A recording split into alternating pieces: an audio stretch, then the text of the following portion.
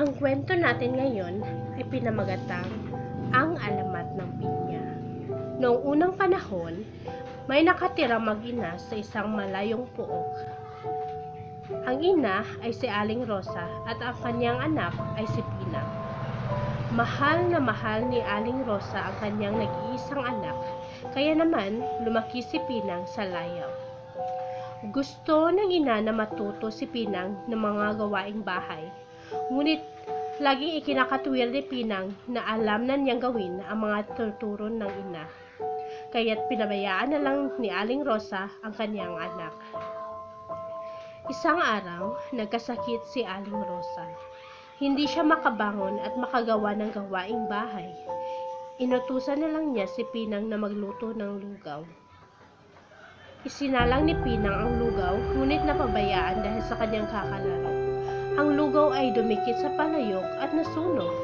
Nagpasensya na lang si Aling Rosa. Sa katwiran niya ay napagsilbihan naman siya ng kanyang anak kahit papaano. Nagtagal ang sakit ni Aling Rosa, kaya't napilitan si Pinang na gumawa sa bahay. Isang araw, sa kanyang pagluluto, hindi niya makita ang posporo.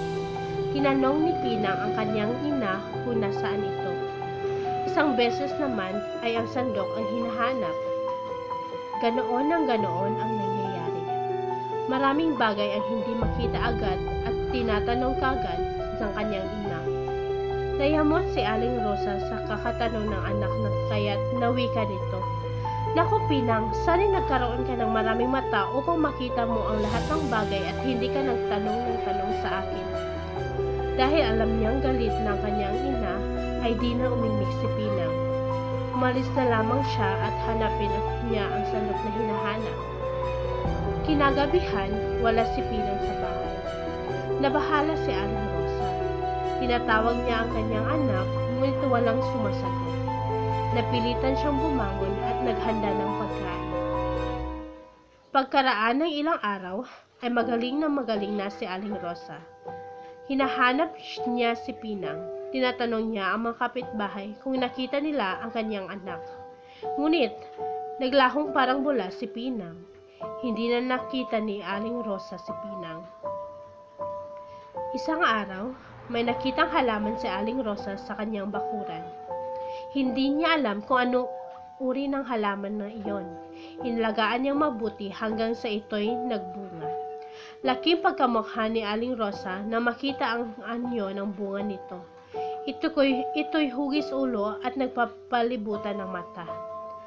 Biglang naalala ni Aling Rosa ang huli niyang sinabi kay Pinang, na sana'y magkaroon ito ng maraming mata para makita ang kanyang hinahanap.